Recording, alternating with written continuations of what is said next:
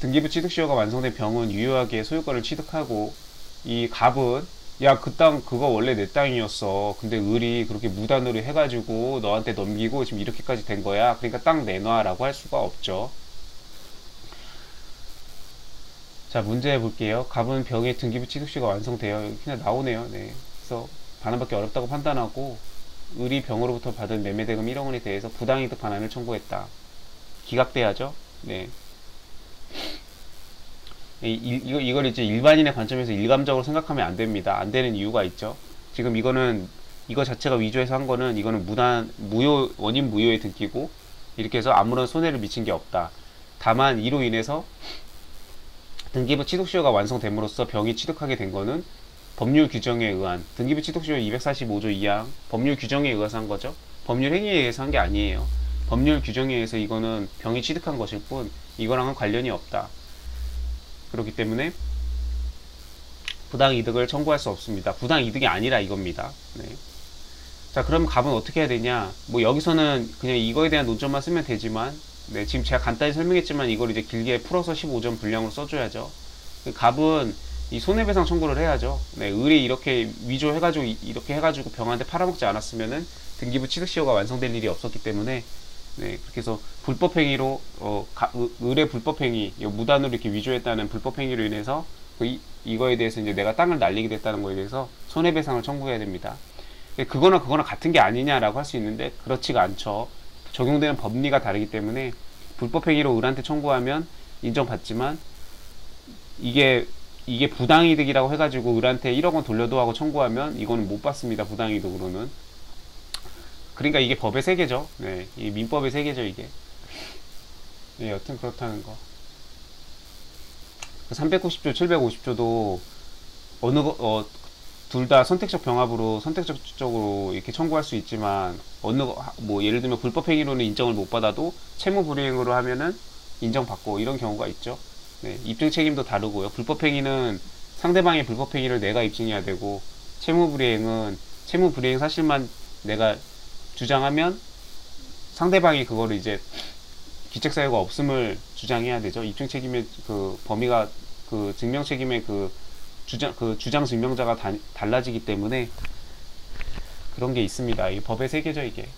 설명을 너무 많이 해가지고 또 하기가 너무 힘드네요. 네.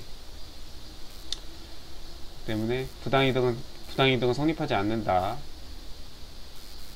애초에 원인 무효의 등기고, 그거에 대해서 등기부 취득시효가 완성된 거는 관계가 없고, 이 무단으로 된 거에 대해서 이 갑이 원 소유자가 추인하지 않는 한은 이건 그냥 이 자체로 무효의 등기고, 이걸로 인해서 을이 갑에게 어떤 부당이득을 하고 있다고 볼 수 없다고 했습니다. 이런 게 어렵다면 어렵고 쉽다면 참 쉬운, 이해가 안 되면 진짜 한없이 이해가 안 되죠. 아무리 판례를 붙들고 있어봐도. 제가 처음에 그랬어요. 네, 처음에 이 판례 공부할 때, 네, 정말 이게 왜 부당이득이 안 된다는 거지? 돌아버리겠네 이러면서 한참을 들여다봤던, 네, 이런 게 좀 시간이 흘러야 됩니다. 이게 민법도 그렇고 형법도 그렇고 이렇게 한 번에 이해가 안 되는 파트들이 있어요. 네, 판례를 처음 맞닥뜨렸을 때 사실관계까지 다 분해해서 봐도 진짜 뭔 말인지 모르겠는 판례들이 있습니다. 네, 근데 그럴 때는 너무 그것만 붙잡고 있을 필요 없고요. 다른 거 공부하고 한 일주일 지나서 한 번 또 보고, 또 한 일주일 지나서 한 번 또 보고, 이렇게 하다 보면 언젠가 이해됩니다. 네. 그래서 한 번에 너무 다 이렇게 하려고 하지 마라. 이해가 안 되는 게 분명히 있다. 그것도 사람마다 다 다르고요. 사바사 케바케입니다. 노점마다 다 다르고, 어떤 사람은 채권자 취소권을 되게 어렵게 생각하는데, 어떤 사람은 채권 양도를 되게 어려워하고, 어떤 사람은 근저당 뭐 전세권부 저당권 이걸 되게 어려워하고, 어떤 사람은 항소심의 2심 심판 범위 이걸 되게 어려워하고, 어떤 때는 항소 취하, 어떤 때는 항소 기각, 어떤 때는 청구 기각, 이게 무슨 말인지 당최 모르겠다는 사람도 있고, 이게 사람마다 다 달라요. 그렇기 때문에 내가 모르는 부분이 나오면, 네, 그냥 그런가 보다, 그냥 나한테 이해가 잘 안 되는 부분인가 보다 생각하고 그냥 반복해서 보면 됩니다. 시간을 두고 좀 이렇게 시간이 흘러야 돼요. 한 일주일, 2주일, 한 달, 2달 이렇게 지나다 보면은 어느 순간 이제 이런 느낌인가 이러고 이렇게 와닿는 때가 옵니다. 문제 1번 풀었고요. 추가적 사실관계 2번.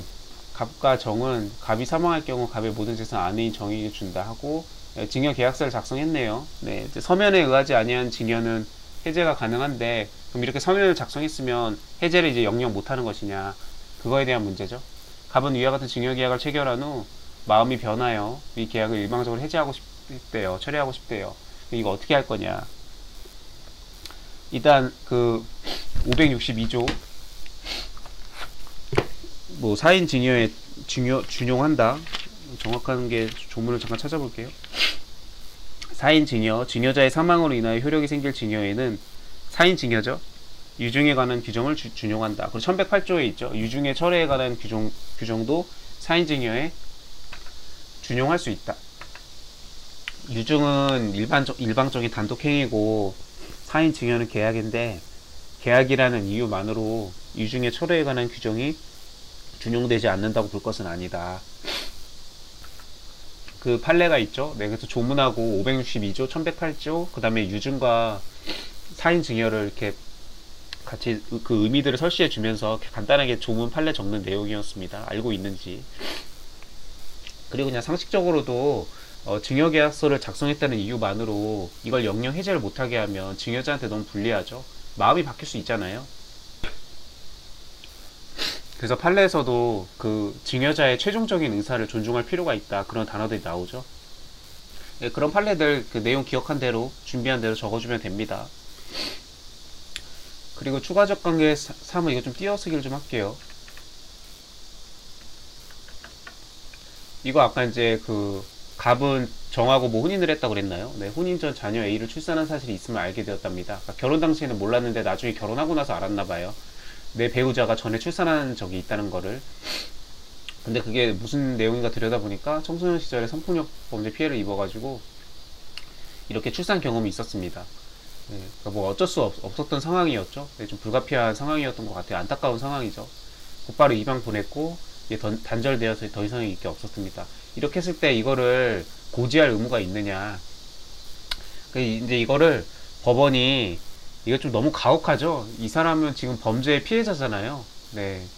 뭐 남자 입장에서는 뭐 범죄의 피해자든 어쨌든 그건 내 알 바 아니고 나는 내 배우자가 출산했던 경험 있는 여자랑 난 결혼하는 거 싫다. 뭐 그 사람의 의견도 존중합니다. 존중하지만 일단 법원은 어떤 그렇게 칼과 잣대로 그렇게 따닥딱 판단하기도 하지만 이렇게 지금 법적으로 보호를 해줘야 될 필요성이 있는 사람한테는 또 이렇게 품어주기 위해서 그런 논리를 구성을 하죠.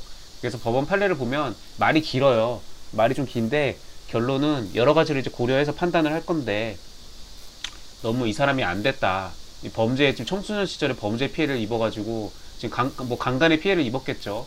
그렇게 해서 지금 원치 않는 임신을 해가지고 출산까지 해서 그냥 키울 당연히 고등학생 신분이고 뭐 중학생인지 고등학생인지 하여튼 그래서 입양 보내고 이런 사정이기 때문에 그러면 이 사람은 앞으로 평생 이걸 고지해야 된다고 하면 결혼을 못 할 거 아니에요. 한 사람의 인생이 걸린 거기 때문에 이런 거를 고지해야 될 의무까지 법적으로 부과하기에는 너무 이 정에게 너무 가혹하죠. 그렇기 때문에 이제 그런 정의 편에 서서 이런 것까지 고지를 반드시 해야 될 의무라고 있기는 어렵다. 뭐 그래서 갑이 이거를 뭐 결혼 당시에 물어봤다거나 그런 사정도 없고 이제 그러면서 여러 가지들을 이제 그 설치를 합니다. 이제 갑 입장에서는 그러면 아니 내가 결혼할 사람 만날 때마다 혹시 뭐 청소년 시절에 뭐 성폭력 피해를 입은 경험이 있습니까? 이러고 다 물어볼 수도 없잖아요. 네, 그것도 말이 안 되고 뭐 그런다고 사실대로 말해 주기도 뭐 말도 안 되는 거고. 근데 그렇지만 일단 여러 가지 판례는 이론 구성을 해야 되니까 그 논거를 구성을 해야 되니까 그런 이제 종합적인 사정들을 다 해가지고 정한테 뭐 그런 고지 의무까지 있다고 보기는 어렵다. 이 사람도 결혼해야죠. 이 사람이 청소년 때 이렇게 범죄 피해를 입은 게 이 사람 잘못도 아니고 정말 그러면 이 피해자가 정말 너무 이거 안타까운 상황이잖아요. 그래서 이제 아마 이렇게 한 것 같습니다. 뭐 이런 판례는 사실 객관식용 판례인데 뭐 이 판례 논거들을 그냥 이런 거는 사실관계에 관한 판례죠.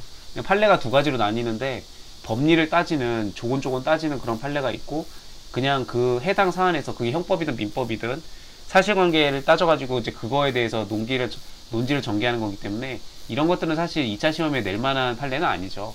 2차 시험에 내는 거는 너가 법리를 제대로 이해하고 있니? 그게 민법이든 형법이든 소송법이든 그거를 판단하는 거기 때문에 이거는 좀 그냥 객관식용 판례라고 보입니다. 사실관계를 그냥 주로 녹여가지고 쓰는. 여튼 고지할 의무가 없다는 거.